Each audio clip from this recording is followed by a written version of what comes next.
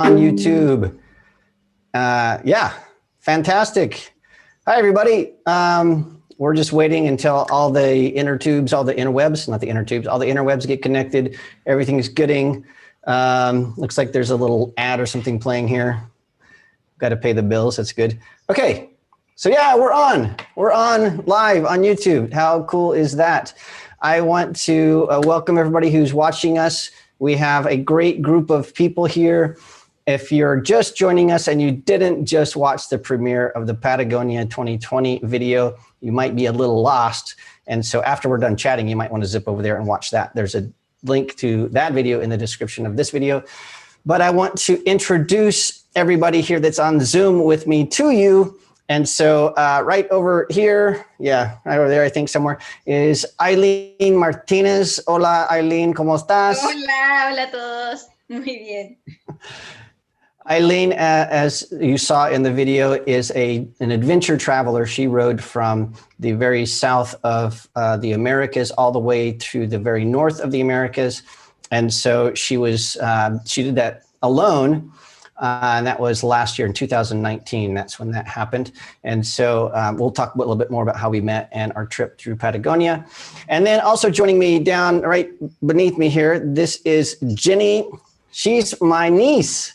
And Jenny lives in Buenos Aires here. And so she is going to be, and she has been helping me for the past month or so, launch this new project, Stories. And we're going to be talking a little bit about that. So hello, Jenny, how are you? Hello, I'm doing well. Fantastic. Jenny is about a mile from me right now. And she's in her apartment with her husband, who's Fabricio, who's the other person that's here. And so Fabricio is on, I think, this side of me. There he is. And Fabricio, he actually is a musician and a professor at, well, he can talk about a little bit about that. But he is the most bilingual of all four of us. And so he is here to help us connect the Spanish world to the English world. And so if you speak Spanish, you can ask questions in Spanish, and Fabricio is going to help us out. So Fabricio, play us in with a little tiny bit of some of your music. Hello, everybody.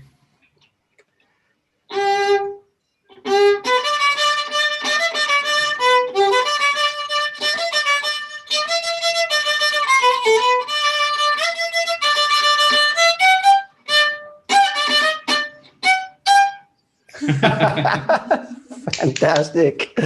Muy bien, Fabricio. Okay, we have people online. If you're just joining us, just to let you know, there's a little delay between what we say and what you do on internet here or on YouTube. So we have, I don't know, a bunch of people. Let us know where you're from, and if you have questions about really any of the travel stuff that you saw through Patagonia, any motorcycle questions, equipment questions, things that happen specifically in that video would be really, really awesome. And so, yeah, we're going to get to those. First, I want to really talk, before we dive into that video, about stories and this video series that's coming your way. And so Jenny and I, well, Jenny's my niece, so I've known her since, I don't know, my whole life, I guess. So Jenny, tell us a little bit about the stories that we're working on and some of the things that people can expect to see coming at them on YouTube here soon.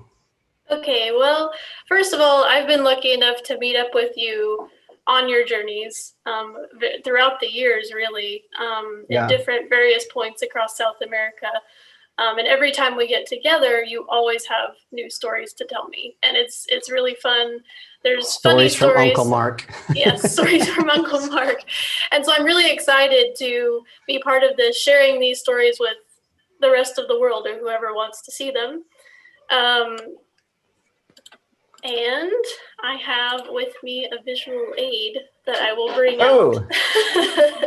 Because we have check out the globe. Yes, we have stories coming to you from all over the world, from Mark to you, from all over the world. For example, let's go somewhere. Let's say Russia. All right. You told me about the story in Novosibirsk. Am I pronouncing that correctly? Right in the middle of Russia. Novosibirsk. Yeah, Novosibirsk. The capital of Siberia is sort of right in the middle. Right in the middle. And this glare that you see here isn't actually a glare. It's a very fancy laser pointer that I'm using. Yeah, we spent a lot of money on that effect.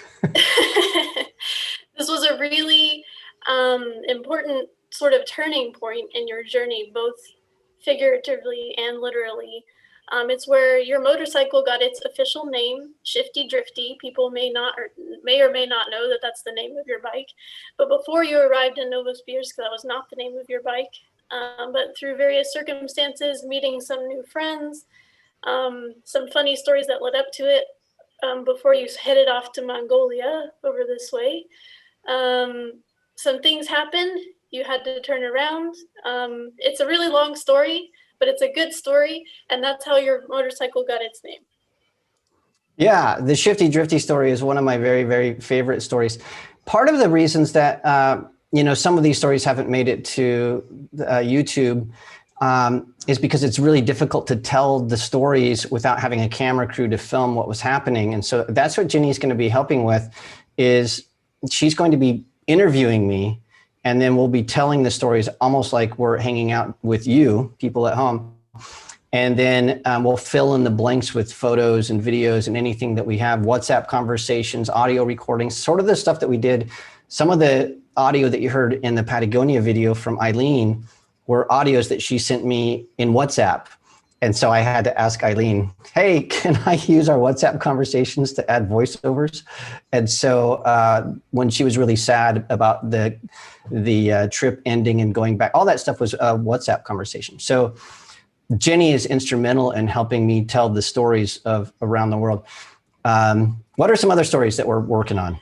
Let's see. We're going to tell another story about when you flew to London. That was right after you finished your trip in Africa. But in London, your motorcycle was actually stolen, which I think you told me that after the fact you found out that London is the #1 city in the world for motorcycle theft. Is that correct? That is correct. London, if it's either #1 or #1.5, it's way up there at the top. Which would have been nice to know before you arrived. Would have been good to know yesterday. Yeah. But spoiler alert, you did get the bike back, which isn't really a spoiler because everyone still knows you're traveling. But I think what you went through in that experience is really a testament to your attitude through this whole trip and how you dealt with it and the aftermath and how it really changed the trajectory of your trip and decisions you had to make. So I think that's going to be really interesting for people to hear about what to do. What do you do when things go wrong? Yeah, and that was a huge go wrong moment, and it cascaded. It was a huge butterfly effect, and it led to what happened in Mongolia and in Russia, and freezing and almost getting frostbite, and then having to, financially it changed everything. So that's a fantastic story about sort of the stuff that you don't hear about a lot of times. So that's coming. And then let's tell them one more sneak peek. What's one more sneak peek from the globe? Sort of sneak peek, sort of related. Let's fly over to, let's see, Malaysia. So in Malaysia, you had sort of another go wrong moment where you realize that border agents don't always complete their jobs in the way that they're supposed to, and it caused quite a few problems for you. But it also is a way to show that even when things go wrong, at least up to this point, there's always a way out. There's always something you can do. And it's a really good story as well. So I'm excited for people to hear that one. Yeah, it's a mistake that cost me about $6,000, and it was not my mistake. So I guess I don't know. It's a great story. So all of these stories and more, we're playing with the format, and this is something that I'm asking you, the audience, my audience here on YouTube, to join with me and allow me to explore new ways of storytelling. And Jenny is instrumental in making that happen. It's, I think, the best way to spend my time here in Buenos Aires. We're still in quarantine. It's 7 months now. Is that right, Jenny? Something like that. Mm-hmm. It's craziness. Okay, we have people live asking questions. And so let me just say hello to a few people. Recon, this is not about photography. This video is not about photography. It's about travel and the experience. So I have a few thousand other videos about photography, so you can check those out. So Greg's here. Keith Alexander from Dublin, Ireland. So Keith is one of the hosts at Adorama TV, And he's got one of the sexiest voices on YouTube. If you don't believe me, go check out Keith's stuff. Keith, for you, I have a microphone right here. And so that's really good. So one of the questions we had before we hop into the Ayleen questions, because we have a bunch of questions for Ayleen. One is the gear. So Greg is asking about boots, specifically about boots. And if there's a combined motorcycle hiking boot that I would recommend. I use the City Adventure boot, the Adventure 2 boot. And I think it is the best adventure boot that you can buy. I did not have that boot when I was in Mongolia. And that's part of the story about Shifty Drifty I haven't told, but, and it was a gigantic mistake. So the City boots are fantastic. They're not cheap. They're about, I think, $600, something like that, but they're waterproof. And they have a gaiter that goes all the way to the top, so you can stand in water that's, I don't know, about 8 inches to a foot deep and not get wet. It'll keep your foot warm. You can wear it off the bike, on the bike. You can walk around town. It's the boot to get. And then also,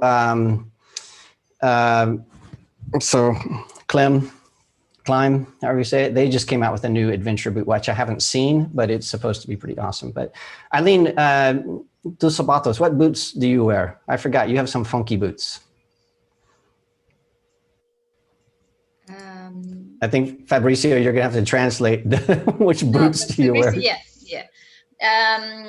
Mis botas que uso son Daytona, porque Daytona tiene una serie que se llama, no lo recuerdo, algo de Start, pero tienen como 5 centímetros más de taco y me permite tocar el piso.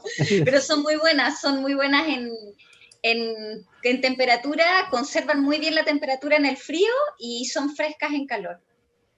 Sí, and what brand are they? I forgot what brand they are. Daytona? Okay. Daytona, yeah. Yeah, so on markandabike.com, I'll put links to all that gear and stuff to help, which will help. Anyway, those are some boot options. Let's see. Somebody asked if I'm sponsored by Climb, and I'm not sponsored by them, but I'm a partner. I'm a Climb partner, which means that they give me discounts on gear, and then I can wear it and people see them. And so it works out, which is fantastic because I've been using Climb stuff for years before I became a partner. So it's stuff that I've used, and everything I bought so far, I bought with my own money at full price. So even though they gave me a discount about a year ago, I haven't needed anything new. And so that's how that works. Let's see, what else do we have here? Coverage of the GS versus the KTM. Yeah, absolutely. Jenny's going to rescue me and ask us some questions. Sorry, I was just going to jump in with some questions from the video that I had written down that some people asked that I thought were pretty good and that people may be interested in hearing about. So this is for both you, Ayleen, and you, Mark. Since you're both primarily solo travelers, what was it like and how was the experience different traveling with someone else? And how did that affect your trip, either for the good or the bad? Ayleen, do you want to answer that first, or do you want me to answer first? I'll answer first, and then we'll go back to Ayleen. And maybe, Fabricio, can you translate that question so Ayleen knows exactly what we're saying?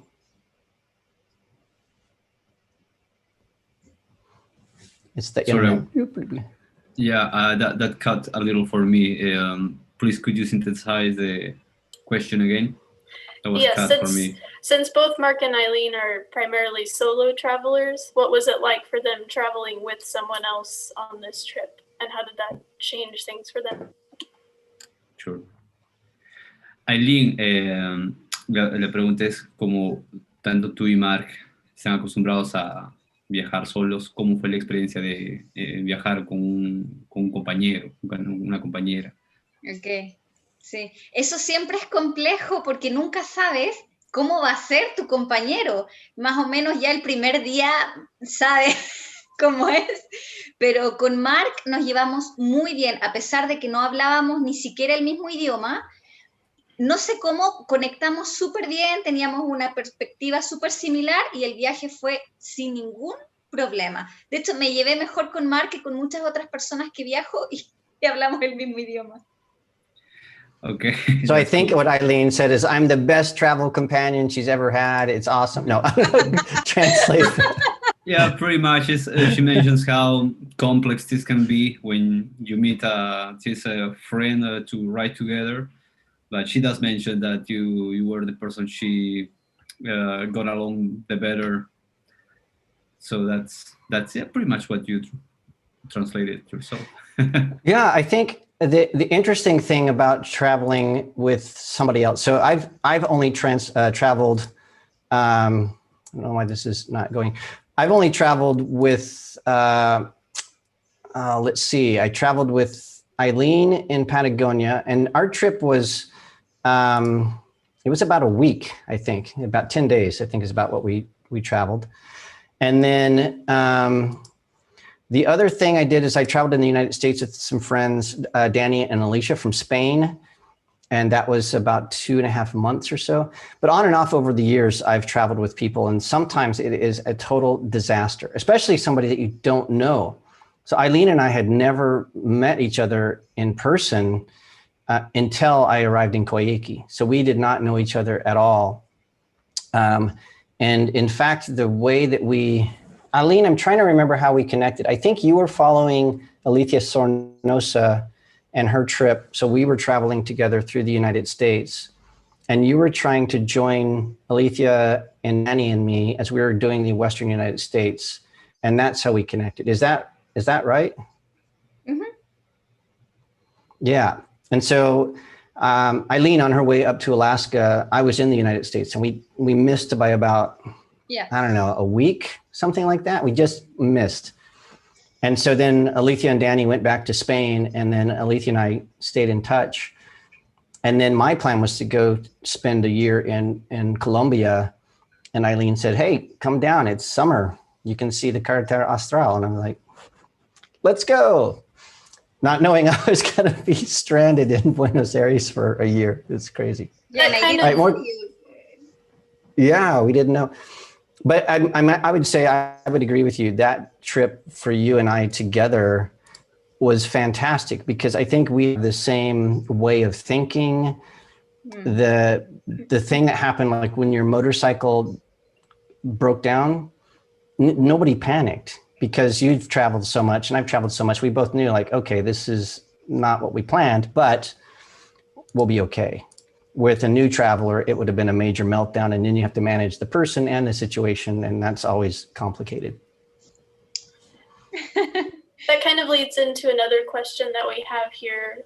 Someone asked, how much planning is involved in your motorcycle trips, and did it pay off in the end? That could be a big question, but maybe you could answer that just for this trip. How much planning did you do, and how many things went according to plan and what didn't? Well, for this trip, and I'll let Eileen answer as well, because I think we might be a little bit different in how we approach this. But when I'm traveling alone, I don't plan really anything. All I plan is I want to go from here to Medellin, Colombia. And then I'll look and see sort of the routes, and then I'll just take off. And really my plan is only the consideration for the work that I'm being paid to do at Adorama TV. So I have to make sure that I'm in a place to film Adorama TV videos where there's a studio, I can find models, there's good sound, all that kind of stuff, some place to upload the videos.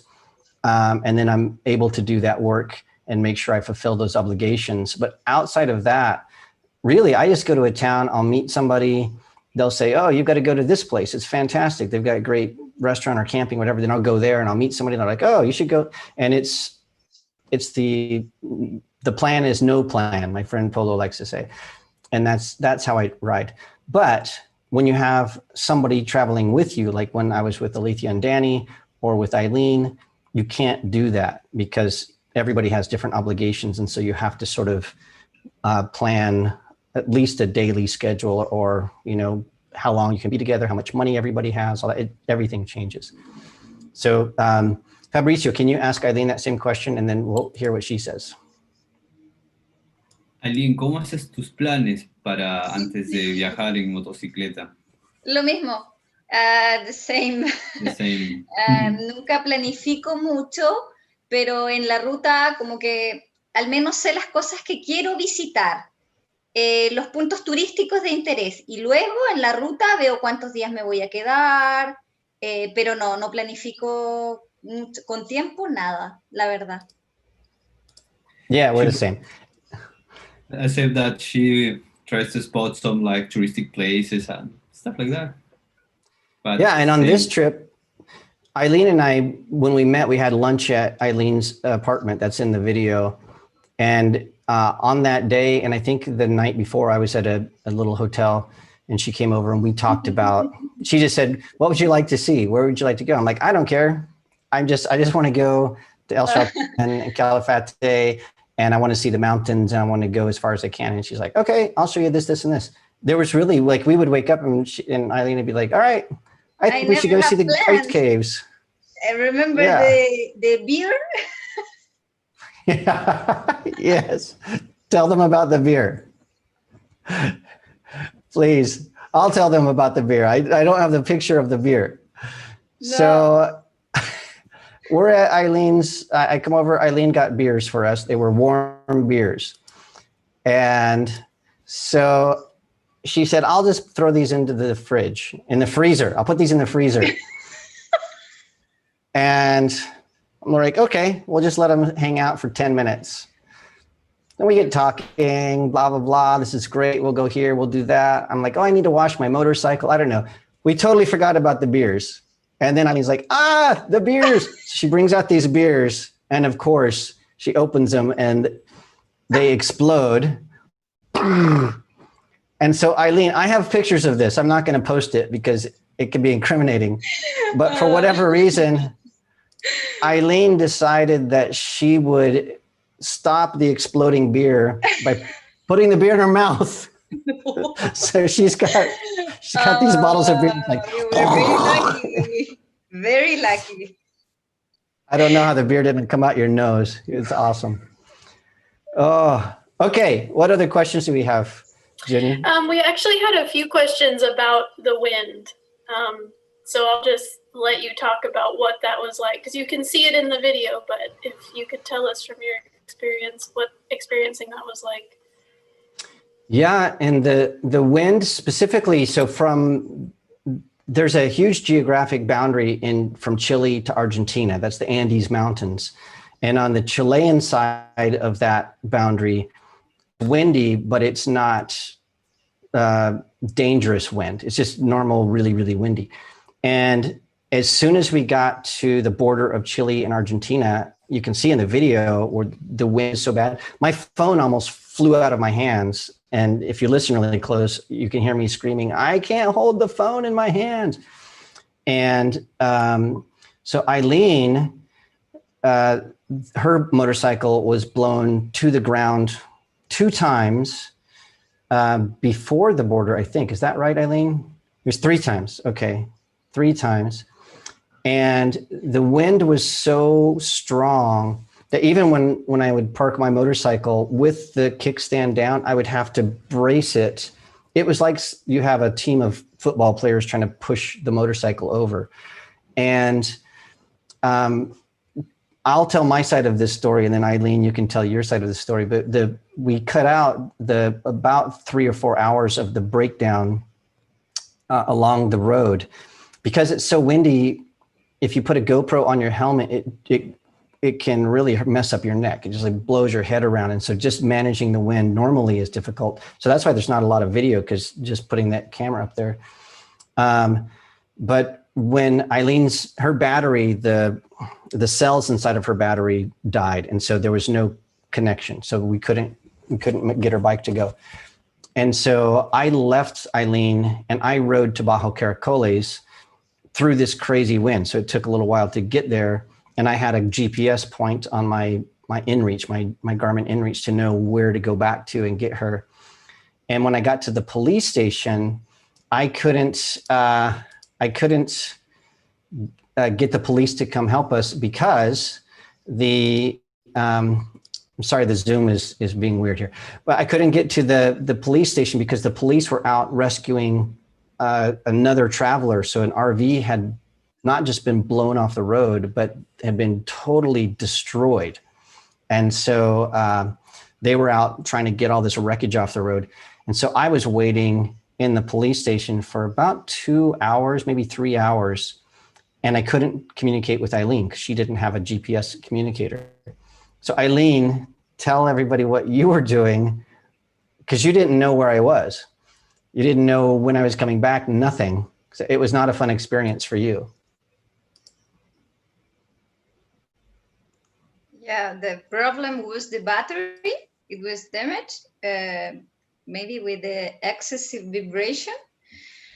And it's so windy there was no battery for my motorcycle in Perito Moreno. Was really a problem. Yo estaba muy asustada porque hay tanto viento que yo sabía que ahí no podíamos pasar la noche. We couldn't stay at night there in that place because it's so windy. It's very, very windy, and the tent, it's not possible put the tent there. Yeah, the tent, even with stakes, and that ground was like loose sand, gravel. And so unless you had something to screw in, even rocks, nothing, a tent wouldn't, you couldn't put a tent up there. So Keith is asking like, how windy was it? I'm not sure. I would guess between 80 and 100 miles an hour or something like that or more. Enough that on the blog, so I'm going to post some photos that didn't make it into the video. In Baja Caracoles, they have this big pen of cars that blow off the road. And there were probably, ¿cuántos autos in the Baja Caracoles from Aviento? It's probably 15, 20 cars, something like that, Ayleen? Yeah. Yeah, and probably even more. Yeah, it's just, I mean, trucks, cars, RVs, normal cars. It's not just big rigs. It's like an overlanding vehicle. So Keith, your rig. No te puedes mantener sin avanzar en la motocicleta. Si te detienes, el viento te bota. If you stop your motorcycle. Yeah. Yeah. If you stop, boom, the motorcycle's down. And yes. It sucked so bad because every time we stopped, it was boom, boom. And then we struggle to try to get one bike up. And then because the ground wasn't solid, to try to get like a rock or something to put the stand on and then get the other bike. And wham, wham. I think that was what, 50 kilometers from the border to Baja Caracoles, something like that. The border to Baja Caracoles? No, 100 kilometers. Okay, it feels longer. So that's about 60 miles. And maybe 3 hours. 3 hours. Yeah, it's off-road. And there's off-road that's really difficult, but it's challenging and fun and rewarding. That's not this. This is hell. This is not fun at all. The problem is the guanacos, they can cross and you have to be aware. Yeah. Yeah. And then I mentioned it a little bit, but the guanaco, those camel looking giraffe combo things, they're huge. So they're probably 7-8 feet tall, something like that. So they're bigger than a horse. They're big things.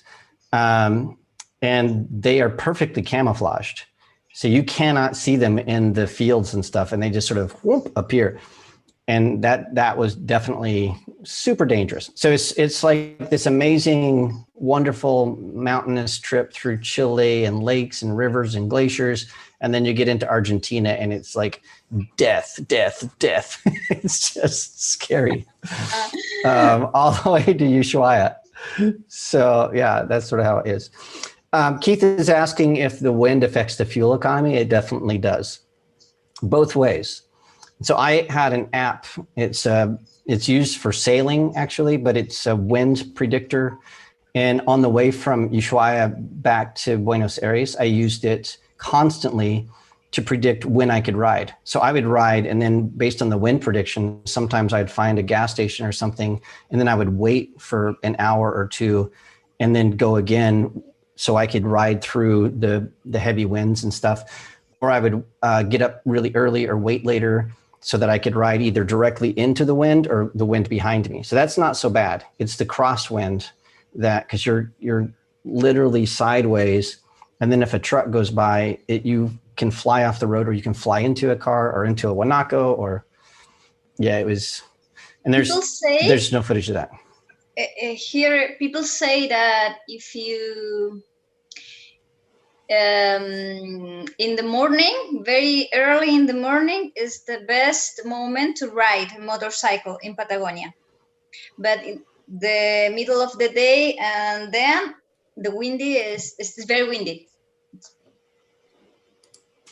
Yeah, it's dangerously windy, and on the Argentinian side of Patagonia, the gravel roads are deep, loose, like shale. So your motorcycle is literally going all over the place. There's really not a lot of traction, and so with that and the wind and the guanaco and the trucks, it's just it's difficult riding. I don't know if Fabricio can translate, but la ruta más compleja que yo hice en todo mi viaje hasta Alaska está en Argentina, en una ruta que se llama los 72 kilómetros malditos. The evil kilometers, entre Gobernador Gregores y un pueblito que se llama Tres Lagos. Esos 72 kilómetros son los peores. ¿Qué ruta de la muerte? No, eso era lo peor, porque era muy suelto. El terreno era lo peor para mí. Sí, and that on the Fabricio translate that. Okay. Yeah, sorry. It's so she's telling about the worst spot where she ever rode the bike, even on the way to Alaska, was in Argentina, in this little town by Tres Lagos. And there is these 72 kilometers, which are called like pretty much the course 72 kilometers, where it's just so much gravelly road that it's like, damn. Yeah, and it's by Gobernadores. Is that the name of the city? Down to Tres Lagos? Gobernador Gregores, Tres Lagos. Okay, yeah, that's like, and if you look on the video and pause it when I'm talking about our route south, little red dots, you can see the blue line where I actually went, and you can see it's right at that point where I didn't go to El Calafate.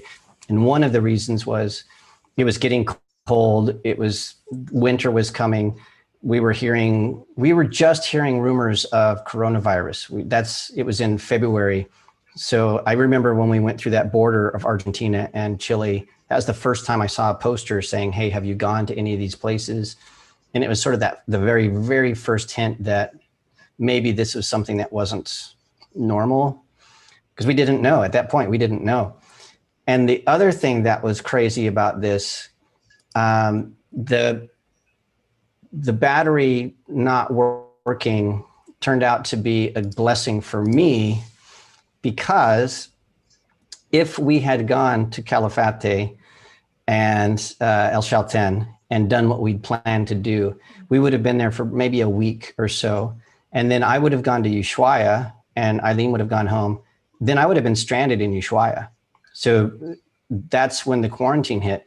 So if we would have gone there, to this day, right now, I would still be stuck way, way, way, way south in this tiny little town in a really cold winter with limited resources. It would have been really, really bad for me. I probably couldn't have done my work. It would have been bad for Adorama TV. And so the bad was that we didn't get to do what we planned to do. But the good thing is, because of that, I went to Buenos Aires about 2 weeks before I planned. And that's the only reason that I got to this city, and I'm in a really, really good place for this quarantine, as opposed to being in Ushuaia, which would have been a really, really bad thing. So there's always some good that comes out of something that's negative. Yeah, had I known, I don't know what I would have done if we would have known this was going to be 2020. Who knows? We didn't know. We had no idea. And you can get a good wine in Buenos Aires, not in Israel. Got some Malbec. I'm a mile from Ginny and Fabricio. I've got good friends here. I can work. Buenos Aires is an amazing place. So if you're going to be quarantined somewhere, this is one of the best places in the world. It's really, really, really nice. That All was right, Jenny, what other questions do we have? Yeah, that was one of the questions sort of related to what you were just saying. In the video, you're in Ushuaia and then suddenly you're in Buenos Aires. And on the map, that looks like quite a ride, but you didn't talk about any of that. And I'm assuming it's related to you trying to get there in a hurry. Yeah, I mean, that ride was just ride as far as I could, as fast as I could in really, really nasty weather because it was really rainy. The wind was coming through the side, so I'm riding sideways the whole time. And so really the only video I could have gotten was just rain in Monaco. And I normally when I'm riding and I'm recording myself, one of the bad things about that is that I'm sorry, anytime I try to switch the camera to me, it goes to Ginny. But one of the bad things about that is now I'm thinking about what I'm filming, and it takes my mind away from paying attention. And so usually when I'm in a really dangerous area, I don't film the journey because I know it's putting myself at risk. And so that's one of the reasons. I did have a weird experience though on the way from Ushuaia to Buenos Aires. And I do have, I'll make it, maybe we can make a mini story and we'll post that. Maybe this will be one of our first ones, Ginny. But I booked this hotel and the name of the hotel was a sports complex. It was like such and such arena. And it was really weird. It was on, not Airbnb, but on, I forgot what the app is, not Expedia. Anyway, so booking.com.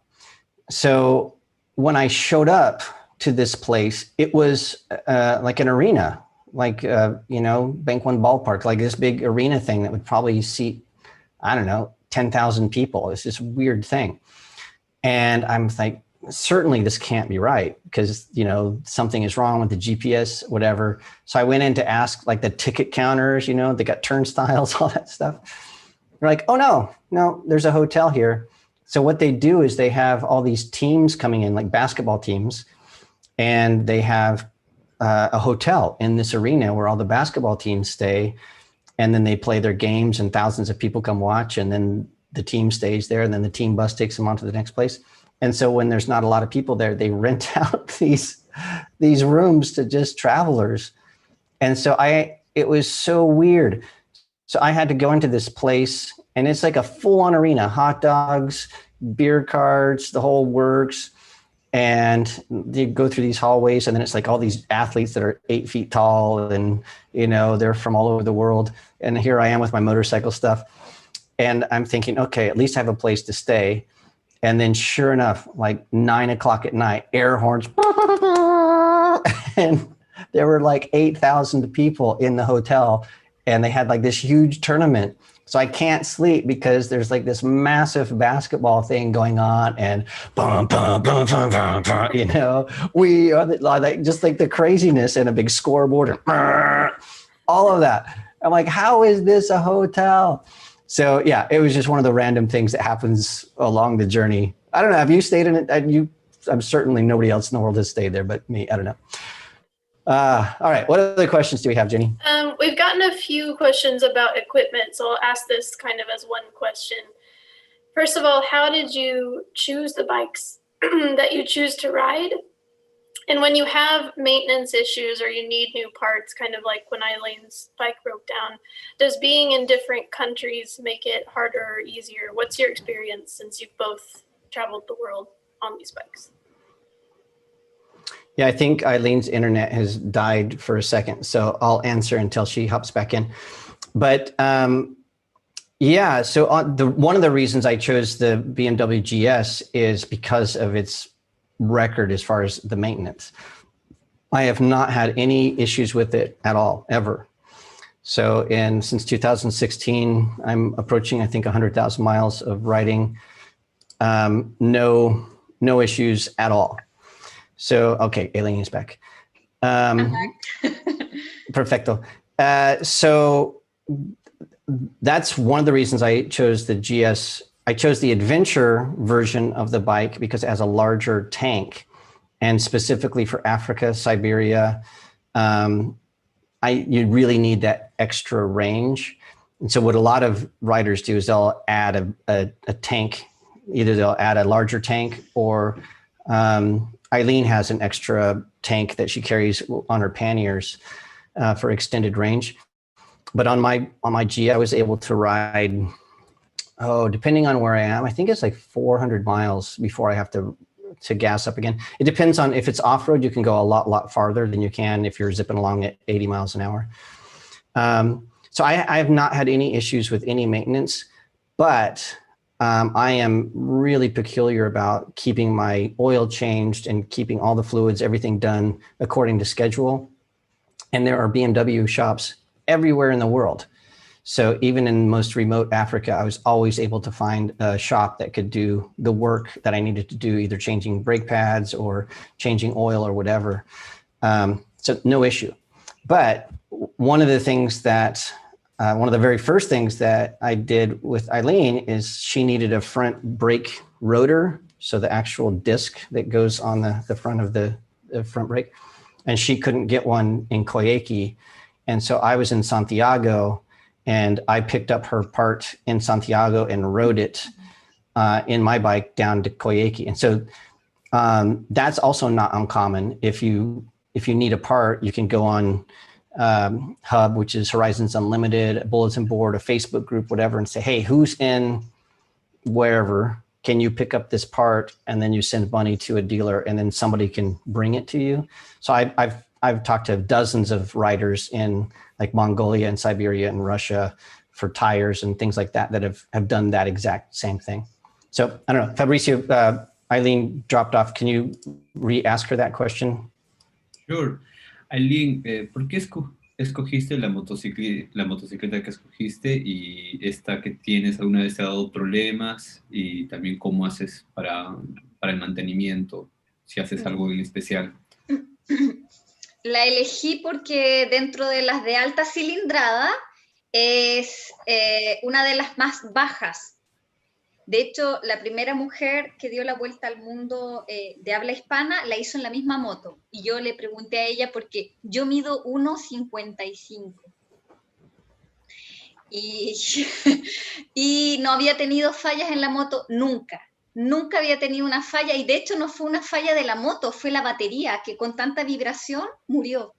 Pero la moto en sí, el equipamiento de la moto, nunca me ha dado un problema, ni siquiera en alturas extremas como Bolivia. Pero la elegí porque además BMW tiene cualquier parte, cualquier pieza, es fácil de que la puedas conseguir en cualquier lugar del mundo. Okay, Yeah. Fabricio, can you translate that for our English? You know what's really exciting before you translate that? I'm looking at our chat group. About half the people that are watching us now are Spanish speaking, and about half are English. I love that. That's awesome. So just if you're in the chat, in the comments, let us know what your primary language is. I'm really curious, like how many people are Spanish first and how many people are English first. Okay, Fabricio, please translate that. So it's her choice is about her height. She's 1.55 meters. I don't know how much that's how that's in inches. But she had to find a comes up motorbike. to, it's like 5'5". Yeah, Okay. something like that. So she had to find a bike, appropriate for this situation, and she actually picked this bike because this same model. A woman, a Hispanic woman, did like you. She went around the world on the bike with the same motorbike, and she also mentioned how this bike always went doing really fine, even the highlands of Bolivia. The issue that time that you had in your trip was the battery. That's something about the vibration that ended up wasting the battery. And however, the battery is gone, but the rest of the bike is perfect, still going on. And same thing that you say, that BMW is like anywhere in the world, and it's easy to find replacements and repair. Yeah, and as far as a motorcycle to ride around the world, my suggestion, and I've met, I don't know, hundreds of people that have done the ride around the world. A lot of people do like a cheap Chinese bike that they buy in South America or Asia, and they can do the trip. They'll do it like on a $500 motorcycle. It's insane. I met a guy in Mongolia that rode from Japan all the way to Moscow on a motorcycle that I think he spent $300 on. It was like a 125 single piston crazy bike. I met one of my early videos on Mark on a Bike. I meet a guy at the Nazca lines, and we ride into Cusco together. And he was on a bike that he pieced together from parts he found in Colombia. So you don't have to have a $20,000 motorcycle for sure. Danny, the guy that I rode with in the United States, we did the Western United States. He bought a used older GS. It was like I think it was a 15 or 16-year-old BMW GS. He bought it for $2,500 and it worked fine. And then at the end of the trip, he had some problems and he just donated it to a charity. But there are options. If you're gonna do what I did, which is buy a brand new motorcycle and outfit it and do custom suspension in the works, I would definitely recommend either a BMW GS if you're doing more traditional paved roads. If that's primarily what you're doing maybe off-roading, but mainly paved roads, I would definitely say a GS. If you're doing hardcore off-road gravel, I would recommend a KTM. KTMs are more off-road. But it doesn't, I mean, it's more about the rider than the bike for sure. I think Eileen is one of the best riders I've ever met, which is really, oh yeah, which is really fun because I'm not a very good rider. I mean, I've been riding since I was 7. I'm just not very good. And it was really fun when we got to the really deep gravel where everything's shifting around. Like that's my least amount of experience. That's where I'm the worst. And so I told Eileen, I'm like, can you just go first? I'll follow you. Go. Yeah, but that is because I live here and this is my environment. So the off-road, it's my life here. Yeah, well, it was fantastic because I was able to watch and learn. And so Eileen was helping me with my writing quite a bit. And by the end of it, I think there was a section even before your bike went out. Do you remember this, Eileen, where my bike was like all over, just wow. And I was like, it's no big deal. And when we stopped, I'm like, did you see that? And you said, I thought you were going to crash. And I was like, I was having fun. And so it went from me like, oh, I'm going to die to, woohoo, this is sort of fun. It's so good. And you also said to me, there was one point, I'm like, I'm just not very good at this. And so you said this, and then you just went, wow, you took off. So there's like a total badass Eileen moment. You said, when in doubt, gas. And then you just took off. And I was like, I hope I can keep up. It was so much fun. Okay. And Eileen, which Phoenix is a GS 650? Is that right? It's 800. Yeah, but the 800, model, okay. the name of the model is F650, but is 800 in fact. 800 cc, see? Yeah. Yeah, because it's an old motorcycle. It's 2012. Yeah, it's old like me. Old. Any other questions, Jenny? We're coming up on the hour here, so I want to make sure we get to everybody. One more question I think that would be good to ask. Since we just talked about riding a lot, I want to talk about something kind of opposite of that, which is what happens when you're not riding. There was a point in your trip where you were stuck in a tiny little town, I think for 2 or 3 days, you told me. And you had very limited access to internet and you had to wait 2 whole days for a video to upload. How do you spend your time? What do you do when you're in a place like that, when you're not writing? So this is a question for both of you. How do you pass your time? What's going on during moments like that? Eat. Yeah, eat. We had some great food. That specifically happened in Cochrane. So on this trip, I have deadlines that I have to meet with Adorama TV. So I'm always having to upload videos on a schedule. And I was working on a series for Adorama TV about failing forward, and I was going to do astrophotography and a bunch of things in Patagonia. And because the weather changed, I couldn't do any of it. We couldn't camp. I couldn't shoot the stars. I couldn't do the scenic photos. It was absolutely anxiety inducing because like I'm telling the guys at Adorama, I'm like, I don't have a video yet. I don't have a video yet. And they're like, TikTok, we need it. So part of like the planning, the stuff that we talked about earlier, one of the reasons we went to the ice caves was I was freaking out. I'm like, Eileen, I have to make a video. We can't keep writing unless we make a video. And I need a place to shoot the stars. And so we went to that first place where that really peaceful lake was, and we had the awesome soup, but it was super cloudy. So I couldn't shoot the stars there. It just wasn't working out. So that's why we went to the Marble Caves and we went to the glacier. Was Eileen said, I think I know some places that you could take photos and make a video. And so the ice caves worked out. And so there's a video on Adorama TV about the glacier photo challenge. So that was something that was planned like a day before we got there. But then I had to edit the video and upload it. And so we went to Cochrane because there was no internet. There's just no internet on this road. And in fact, I'm surprised that Eileen is able to connect on Zoom right now in Coyhaique. So I was a little nervous about that, but you've got internet, it's good.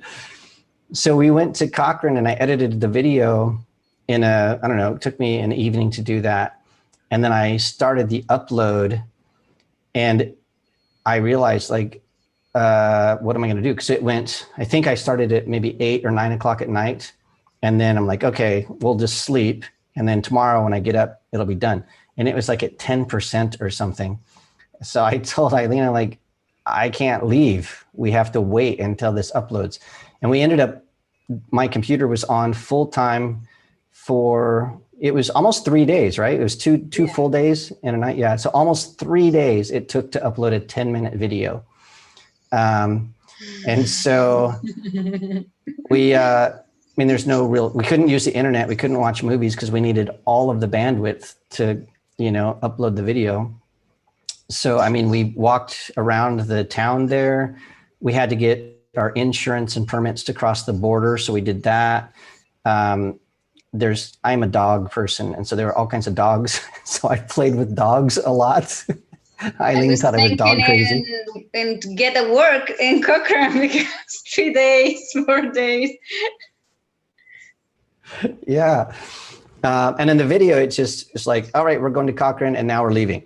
But no, it was days there. And I know that, so the place we stayed, it was this little apartment complex thing. And I think, Eileen, your thing had a bathtub, right? I think I remember you taking long baths when I was out walking around and just relaxing. And yeah, we're reading books. You know, that was sort of interesting. Yeah, but Cochrane, it's this is when the Campos de Hielo Sur. This is the third reserve of water in the world. The first is the Antarctic. The second is Groenlandia, and then it's that place. Wow. In the south of Cochrane, yeah. I mean, the video does not do justice to the beauty of Chile. I mean, there's some cool stuff in the video, but it truly, if you can get a chance and go down the Carretera Austral, I highly recommend it. And I would highly recommend doing it earlier because they're starting to pave the road. And as soon as the road is paved and they get bridges in and all that kind of stuff, it's going to be a tourist heaven, and it's not going to be the same anymore. So I want a bunch of tourists going down there, but at the same time, I'm like, go down there. So I'm cognitive dissonance on that one. You can cross Ushuaia. There's people there in an island, Navarino Island. You can cross. Yeah, you can or you cannot. You can, yeah. You can cross. So Keith asked what our favorite meal was, what the favorite meal. So I know what my favorite meal of our trip together was, Eileen, but you tell me what you think your favorite meal was on that trip. I know that your favorite meal was my dinner, my lunch. En Coyhaique. No, maybe the best was in Bahia Murta. That's my Bahia Murta, yep, absolutely. Because what we were eating, so I didn't record. I have a still photo of the food that we ate after the soup. So consomme soup it's like a broth, but it's almost like chicken soup without chicken. I don't know how to describe it, but it's so good. So sorry, so, I'm back. so good. Oh no, you're here. We see you. In Bahia Murta. Yeah, and in Bahia Murta, they brought us out a steak and potatoes and salad. And in Patagonia, the way that they raise the beef and they cut the beef, I mean, it's a beef place. Wow, that meal was spectacular. Yeah, that little town was really good. I think that was it. And I did like the lunch that you cooked, but I think when I cooked spaghetti for you, that was better, don't you think? You probably don't remember when I made the spaghetti. Eileen is locked. I'm making fun of her and she doesn't even know. That's great. All right, any other questions? Jenny? I think we covered all the major ones that everyone asked, and we're coming up on the hour now. Okay, I think so. Eileen might come back. There she is. Hi, Eileen. I'm so sorry. I live in the It's okay. You do. By the way, some people got mad at me for saying that I was at the end of the world, but that's what you call it. That's people in Patagonia call it the end of the world. Is that right? Patagonia, yes, but remember, Patagonia, it's not a country. It's Patagonia. It's like the area mix, between Argentina and Chile. But I think that the Puerto Montt to down, it's Patagonia. See, and the people there call it the end of the world. So it's not disparaging. If you hear me say I'm at the end of the world, it's a compliment. It's the dialogue. It's good. Yeah. It's very good. What was your favorite meal in Patagonia? Puerto Murta. Yeah, for sure. In Bahia Murta. Yeah, that steak was yummy, yummy, yummy. It was good. I also liked when we had the at your apartment, you made chicken, and then I later, I think, made spaghetti. Do you remember when I made spaghetti? Yummy, yes. You cook them. You cook spaghetti. Yeah. Yeah, from scratch. It was really yummy. Yeah, I would say from a worldwide total world experience, my favorite food place is probably Istanbul in Turkey. That food is fantastic. And Mexico, of course. And yeah, I think Northern Latin America and Central America, where it's more spicy, that's my favorite food. All of that after Lima, right? And Lima's got some fantastic food, but it's like expensive restaurants and stuff. But lomo saltado in Peru, it's one of my favorite things. Lomo saltado. I love lomo saltado. It's so good. Yeah. There's a movie on Netflix. If you're interested in food in Latin America, it's called Street Food Latin America. Absolutely watch it. It will show you the authentic food that you can get in Latin America, and it's yummy, yummy, yummy. It's really good. Okay. Well, thank you, Eileen, for helping us out and being part of this video, and Jenny and Fabricio. I want to remind everybody that there are stories that are coming to you. Some of them are going to be funny. Some of them are going to be long. Some of them will be short. We're going to play with the format. We might do to the camera stuff. We might do interviews. It might be me talking to a group of people. It might be YouTube video, GoPro videos. We're not sure, but I have about 4 years of content that we're working through to bring that to you.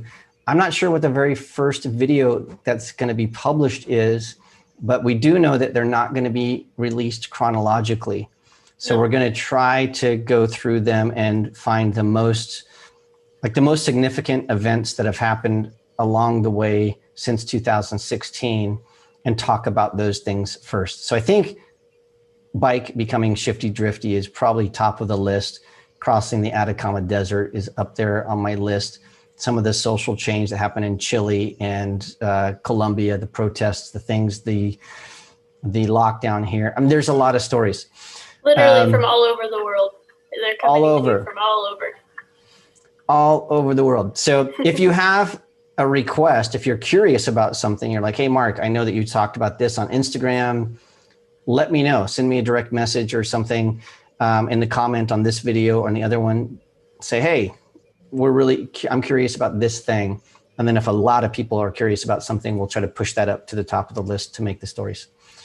All right. Thank you so much. Thanks, gang. Have fun down there in Coyhaique, Eileen, and Ginny and Fab. I'll probably be over at your apartment tomorrow. We'll have some Malbec. Really good. Thanks, everybody, for joining us, and adios. Bye. Adiós. Adios.